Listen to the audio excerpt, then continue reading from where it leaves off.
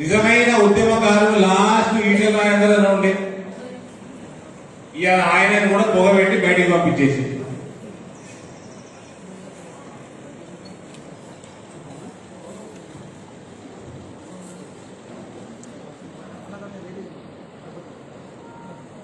అయ్యా కొడుకులు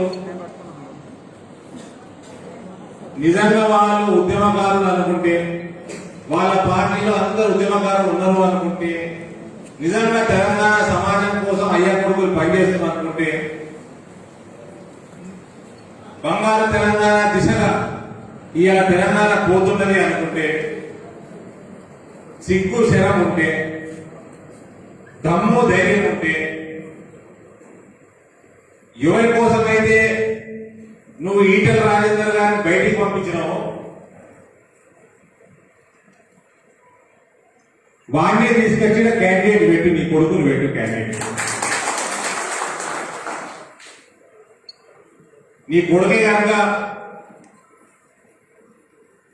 అధికార దాహం లేకపోతే నీ కొడుకుకి ఇవాళ ఎలక్షన్ రాకపోదు. కేటీఆర్ కి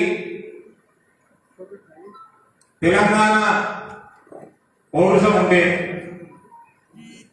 రోషం ఉండే, కేటీఆర్ ఈటెల రాజేందర్ గారి కంటే బ్రహ్మాండంగా ఒక మంత్రిగా పనిచేసింది అనుకుంటే, మునగాయి అనుకుంటే, ఇవాళ కేటీఆర్ ని సవాల్ చేస్తా ఉన్నా, కేసీఆర్ ని సవాల్ చేస్తా ఉన్నా, మీకు ఎట్లా అభ్యర్థి దిక్కులేడుగా?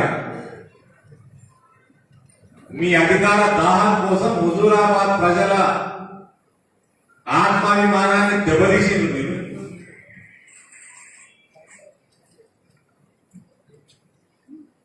నీ కొడుకుని కేటీఆర్ ని ఇక్కడ క్యాండిడేట్ గా పెట్టాలని సవాల్ విసురుతాం.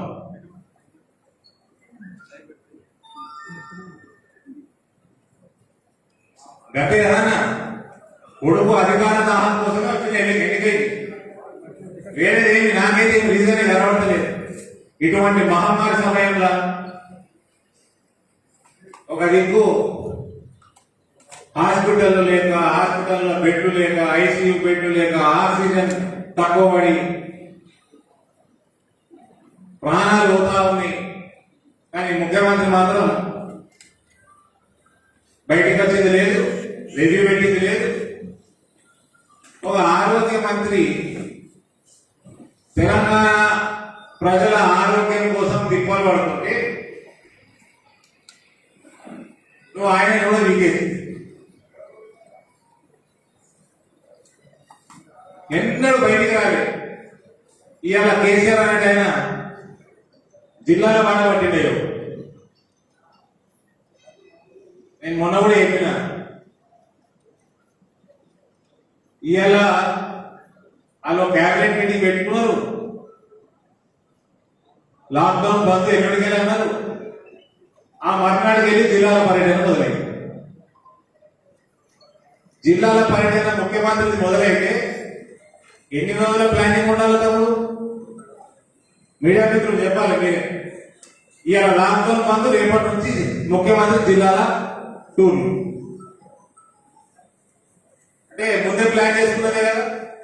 ఈ జిల్లాల టూర్ల కోసము లాక్డౌన్ ఎత్తిపడేసి మొత్తం దేశం మొత్తంలో అందరికంటే లాస్ట్ లాక్డౌన్ పెట్టింది మనమే, కేసీఆర్.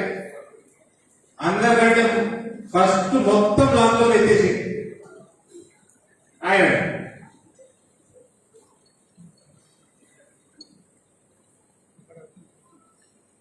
ఇవాళ నీ కొడుకే కనుక ఈటెల రాజేందర్ కంటే ఎక్కువ సమర్థులు అయితే నువ్వు హుజూరాబాద్ లో ఆయన క్యాండిడేట్ గా పెట్టు. హుజూరాబాద్ ప్రజలు నిర్ణయిస్తారు, దుఃఖ పాలక పని వదలరు.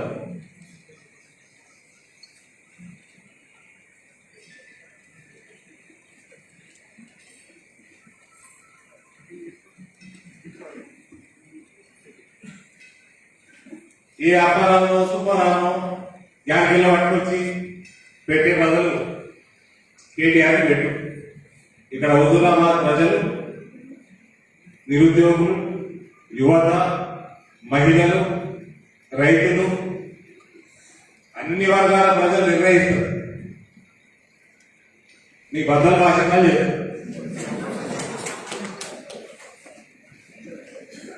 ఇవాళ ఏమనంటే ఓ సంతులు సంతులు వచ్చినాయి, సంతులు పైసలు సర్పంచ్ కోరేటట, ఎంపీటీసీ కోరేటట, జెడ్పీటీసీ కోరేటట. అవి బాగాలు అందరు పైసలు తీసుకుంటారు, అందరు ఇటర్ లాగారు వచ్చిన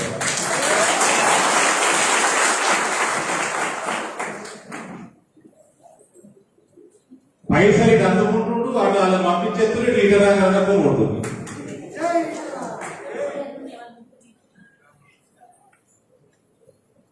కేసీఆర్ కంటే పెద్ద బేవకూఫ్ని నేనైతే చూడలేదు రాజకీయాల్లో. పైసలు తీసుకోమని ఓటేస్తారా? టీఆర్ఎస్ పార్టీని ఓడబోదామని నిర్ణయం చేసుకున్నాడు. మనస్ఫూర్తిగా కేసీఆర్ కి బుద్ధి చెప్పాలి, ఎలక్షన్ గా ఈ అహంకారాన్ని దించాలని నిర్ణయం చేసుకున్నాడు. పైసలు తీసుకోమని నిర్ణయం మార్చుకుంటా? పైసలు ఓడొద్దా? నన్ను కొనుక్కుంటే నాకు కూడా పంపి, నేను తీసుకుంటా పైసలు. వాళ్ళంతా తీసుకుంటా పైసలు, ప్రజల పైసలు. నేను నిజామాబాద్ చెప్పినా, బస్తాలు చెప్పినా. మా దగ్గర కార్పొరేటర్ ఇలా వెయిట్ పైసలు తీసుకున్నాడు, తెల్లారి మళ్ళీ బీజేపీ వచ్చి నాకు చెప్పాడు. నాకు పోయిన దేశంలో కూడా ఆపస్సు వచ్చింది. నేను అన్న పిల్లగాల మీద ఎంపీ చేయించుకోమని చెప్పాను. ఎవడే సోము ఇలా ఇలా పోరగాళ్ళకి, కేసీఆర్ పోరగాళ్ళకి అమెరికాలో ఉండగా మరి వాళ్ళు ఆగినో ఏదో పోయి కారు గుద్దింది.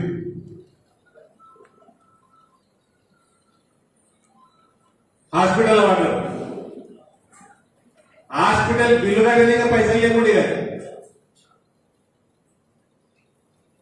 మన కోనె ప్రకాశంగా తెలుస్తుంది బాగా కథలు. అట్లా అయ్యేలా లక్షలు కోట్లు 300 కోట్లు అట హుజూరాబాద్ ఎన్నిక. ఇంకా రాతప్పుడు 300 కోట్ల రూపాయలు హుజూరాబాద్. అందరు లక్షపతి లేకపోతే ఇప్పుడు ఇంతో అందరూ రాజకీయం చేసిన లక్షాధికారి గారు బాగా పైసలు తీసుకొని కమలం పువ్వుకి ఓటుకుంది.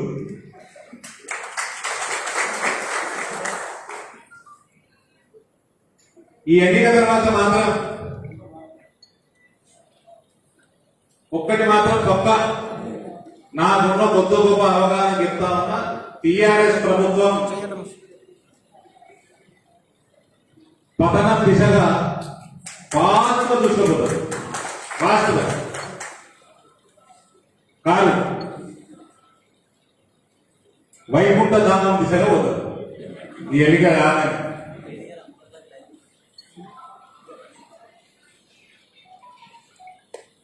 కేసీఆర్ తాత ముత్తాతలు వచ్చినా కూడా టిఆర్ఎస్ పార్టీ ఓటమి ఆగే ప్రసక్తి లేదు. ఇక ఆఫీసర్ని కోరుతా ఉన్నా, దయచేసి చేతులు జోడించి ఓవర్ యాక్షన్ చేయకుండా కలెక్టర్లతోటి కాళ్ళు మోపించుకుంటున్నాడు. జర ఆలోచన చేయండి. మన ఆత్మాభిమానం, సెల్ఫ్ రెస్పెక్ట్ మనకు ఇంపార్టెంట్. బ్యూరోక్రసీకి ఆత్మాభిమానం కాపాడండి. ఇక ఈ ఎన్నికలలో కూడా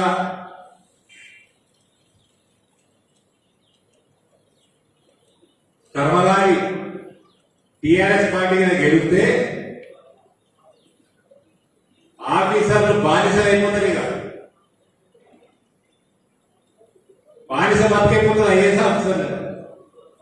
ఐఏఎస్ ఆఫీసర్లు కానీ, పోలీస్ ఆఫీసర్లు కానీ, అందరు గవర్నమెంట్ ఆఫీసర్లు అందరికీ నేను రిక్వెస్ట్ చేస్తా ఉన్నా,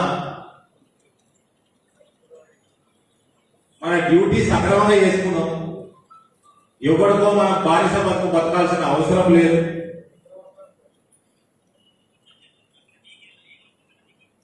కాబట్టి ఓవర్ యాక్షన్ అర్థంలో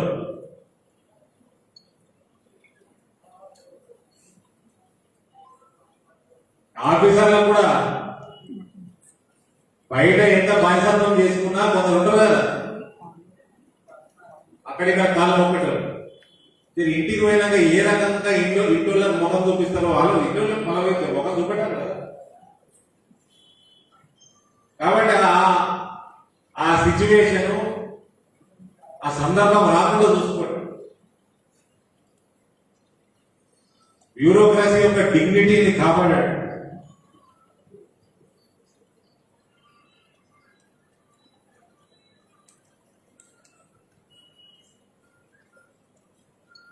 ఇవాళ ఈ ఎన్నిక ఎందుకు వచ్చిందో చెప్పినాను. ఇక్కడ ఈటెల రాజేందర్ అన్న విజయోత్సవ ర్యాలీలో పాల్గొన్నాక పోదని కేసీఆర్ 300 కోట్లు కాదు 1000 కోట్లు ఖర్చు పెట్టుకున్నా నా అంచనా ప్రకారం నేను ఎప్పుడు తక్కువ చెప్తానయ్యో మళ్ళీ ఎక్కువ చెప్పి తక్కువ చెప్పి ఎక్కువ గెలుచుకుని పెట్టు 20,000 నుంచి 30,000 కనీస మెజారిటీతో ఈటల రాజేందర్ గెలుస్తాడు. మళ్ళీ అరవింద్ తక్కువ చెప్తున్నాను, నేను తక్కువ చెప్పి ఎక్కువ గెలుస్తున్నాను. కనీసం 20 నుంచి 30,000 మెజారిటీ తోటి రాజేంద్ర గెలుస్తాడు. దాని తర్వాత టిఆర్ఎస్ ప్రభుత్వం పర్మనెంట్ గా ఉండదు, పతనం ప్రారంభమైతే. కాబట్టి ఆఫీసర్లు కూడా నేను రిక్వెస్ట్ చేస్తా ఉన్నాను, let us stick to our responsibility. మన డ్యూటీ మనం సక్రమంగా చేద్దాం. ఎవరు మనం కండవాలు వేసుకొని పనిచేయాల్సిన అవసరం లేదు. Thank you. మీకు ఏమైనా ప్రశ్నలు ఉంటే ఐఎమ్ రెడీ.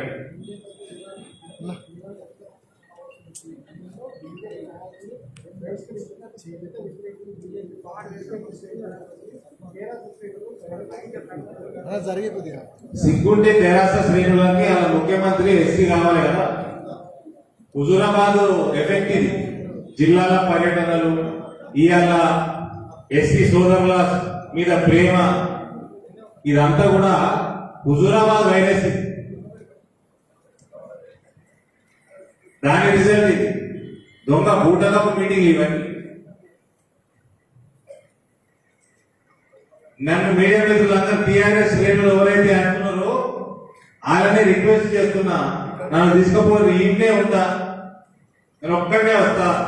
ఎందరికి 3 ఎకరాల పొలం ఇచ్చిండు, ఎందరికి డబల్ బెడ్రూమ్ ఎస్సీలకు ఇచ్చిండు, ఏ ఎస్సీలకి ఏ పదవులు ఇచ్చిండు.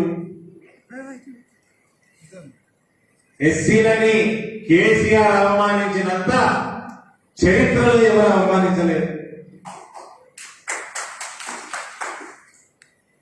కడియం శ్రీ గారి రావచ్చు, రాజయ్య రావచ్చు, ఈ దొర అహంకారం అడ్డు అదుపు లేకుండా అయిపోయింది. కాబట్టి ఈ దొంగ మీటింగులు, ఎలక్షన్ల కోసం డ్రామా మీటింగులకి పోవాల్సిన అవసరం లేదు.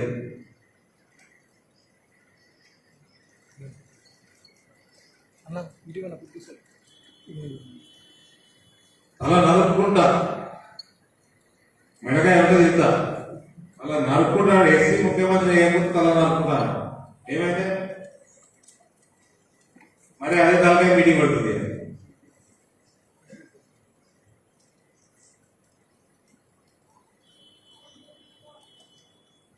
ఆయుష్మాన్ భారత్ పెట్టిండా?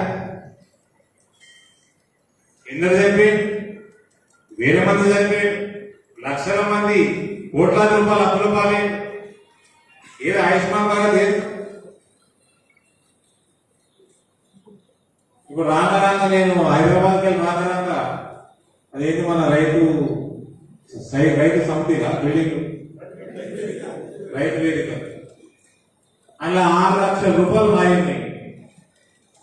ఇగిలించుకుంటా పాదగట్టుకుంటా ఫోటో పెట్టుకున్నాం.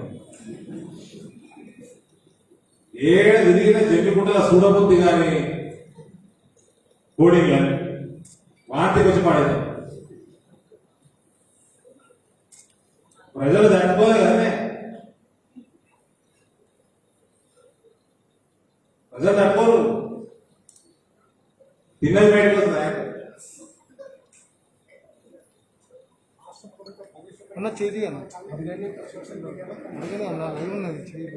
ఏ సంక్షేమ పథకం పెట్టి ప్రవేశపెట్టాడు బ్రదర్? ఏ సంక్షేమ పథకం ప్రవేశపెట్టే విషయం చెప్పండి. ఎవరికి సంక్షేమం చెప్పాడు చెప్పండి. మహమ్మారిలో హెల్త్ ఇన్సూరెన్స్ పెట్టిన దుర్మార్గులు కేసీఆర్ ఏం సంక్షేమం చేసాడు చెప్పండి.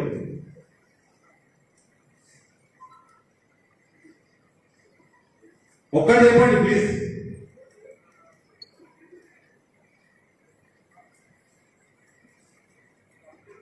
రైతు బంధు అంటాడు. రైతు బంధుల గరీబ్ రైతులకు వచ్చేది తక్కువ, రామేశ్వరరావు లాంటి భూభాగాసులకు వచ్చేది ఎక్కువ. నాకు తెలిసిన వాళ్ళనే 1000 మంది పేర్లు ఇస్తుంది. వాళ్ళకి రైతు బంధు అరువులే కాదాలి. ఓ లక్షలు లక్షలు పడతాయి ప్రతి సంవత్సరం, కోట్ల రూపాయలు పడతాయి.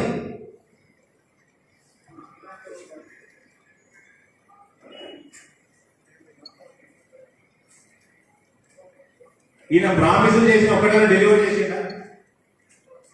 ఒకటా రెండా? మన దగ్గర రైతాంగం ఉండవు హుజురాబాద్.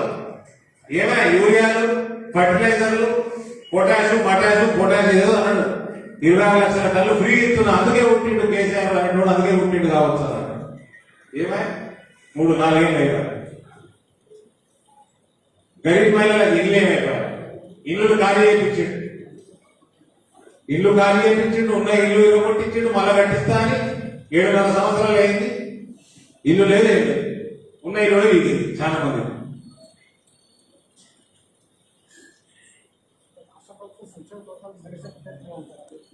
ఒక్కటి చెప్పు కదా, ఒక్కటి పనికొచ్చే సంక్షేమ పథకం చెప్పు. మీరు మరీ ప్రశ్న వచ్చారు కదా, పథకాలు ఒక్క పథకం చెప్పు.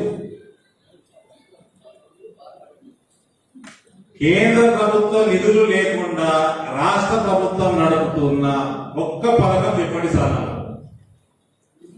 మైనారిటీలకి ఇచ్చే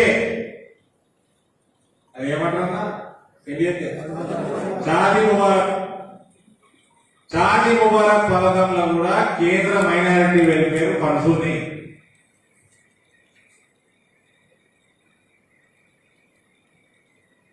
ఈ రైతు సమితి భవనాలలో 6 లక్షల రూపాయలు మాయి. వైకుంఠ ధామాలు పైసలు మాయి, రంగులాలి. ఇచ్చే రేషన్ల 99% కేంద్ర ప్రభుత్వ పైసలు. మీకు పడే రోడ్లన్నింటిలా ఇప్పుడు హుజురాబాద్ రాజధాని మంచి డెవలప్ చేసుకున్న రోడ్డు మంచిగా, నేను తిరిగినది మంచిగా, సిసి రోడ్లు అందులో పైసలు కేంద్రాన్ని, జిఎస్ఐ గ్రామీణ సడక్ యోజన పైసలు కేంద్రాన్ని, కేసీఆర్ కిట్టుల పైసలు మాయి, మిషన్ భగీరథ అంటున్నాడు. జలశక్తి నుంచి మా దగ్గరికి వెళ్ళి 100 కోట్ల రూపాయలు తెచ్చుకున్నాడు. సిగ్గు లేకుండా మళ్ళా తెలంగాణలో ప్రేమ లేదు, కాళేశ్వరానికి నేషనల్ ప్రాజెక్ట్ చేయలేదు అన్నాడు. కాళేశ్వరానికి దాని డీటెయిల్డ్ ప్రాజెక్ట్ రిపోర్టు తో పాటు ఇతర వివరాలను ఇవ్వమని 2016లో రాష్ట్ర ప్రభుత్వానికి రాస్తే ఇవాళ వరకు దానికి రిప్లై లేదు. కేంద్రం నుంచి అలా ఫండ్స్ వస్తే అకౌంటింగ్ ఆడిటింగ్ మొత్తం కేంద్రం చేతులకు పోతుందని, ఈయన బండారం బయటపడుతుందని, ఈయన 1,00,000 కోట్ల రూపాయలు మిగిలిన బయటపడుతుందని ఇలా ఆ కాగితాలు కూడా ఇస్తలేడు. ఏం సంక్షేమం చేస్తుంది బ్రదర్ చెప్పండి? 4 లక్షల కోట్ల అప్పు చేసి మన నెత్తి మీద అప్పుల భారం పెట్టింది తప్ప ఇంకేం చేయలేదు. చెప్పండి ఎవరికి సంక్షేమం?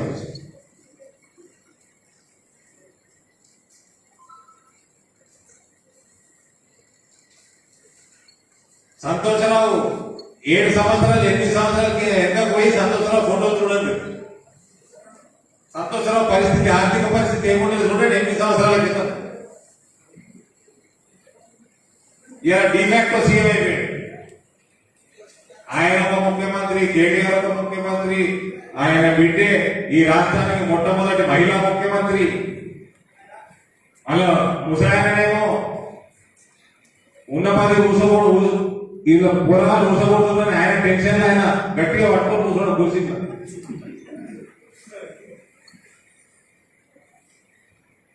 నలుగురు ముఖ్యమంత్రులు అసలు మర్చిపోయిన వాళ్ళు. హరీష్ రావు ముఖ్యమంత్రి,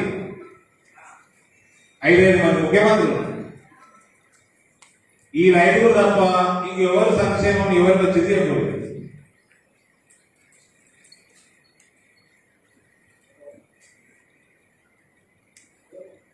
రైతులకి ఫ్రీ కరెంట్ ఇస్తా అంటున్నాడు. కేంద్రానికి అప్పులు చేసుకుంటా 4 లక్షల కోట్లు అప్పులు చేసి ఇక్కడ 4 లక్షల కోట్ల దాదాపు 1,50,000 కోట్లు విద్యుత్ అప్పు చేసింది.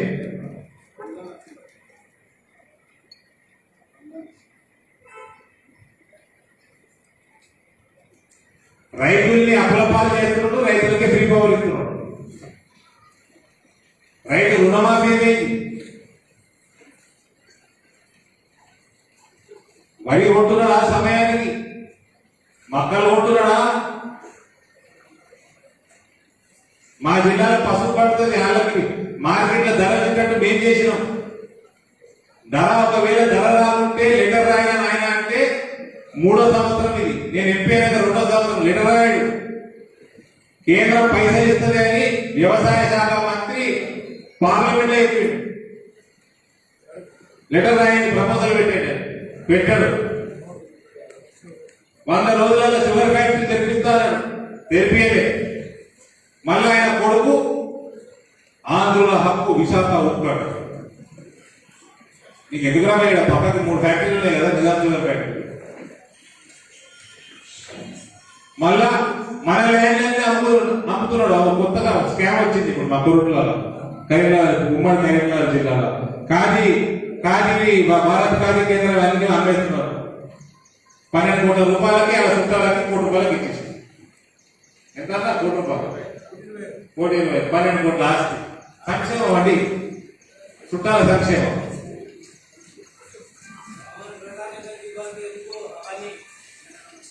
ఇది సంక్షేమం నడుస్తున్నది తెలంగాణలో.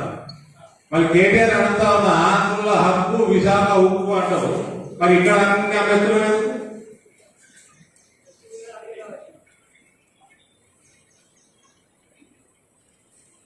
ఏం సంక్షేమం పెట్టారు చెప్పండి.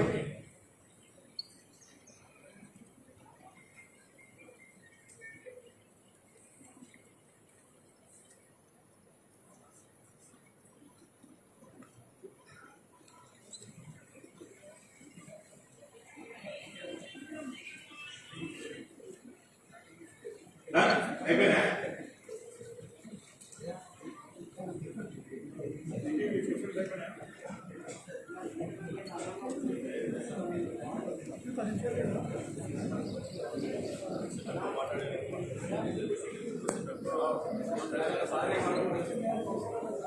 నేనైతే తమ్ముడు, నేను టెక్నాలజీ, సోషల్ మీడియా, ఒక సైంటిఫిక్ పద్ధతిని నమ్ముకున్నాను. నేను 10 మందిని అడిగితే 8 నుంచి 9 మంది ఈగల రాజకీయాలకు వెళ్తాను.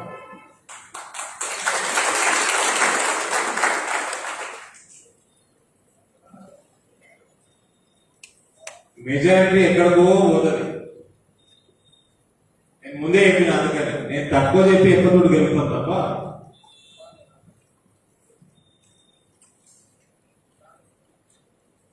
కనీసం 8 మంది 10 మంది ఈగల రాజకీయాలకు వెళ్తారు.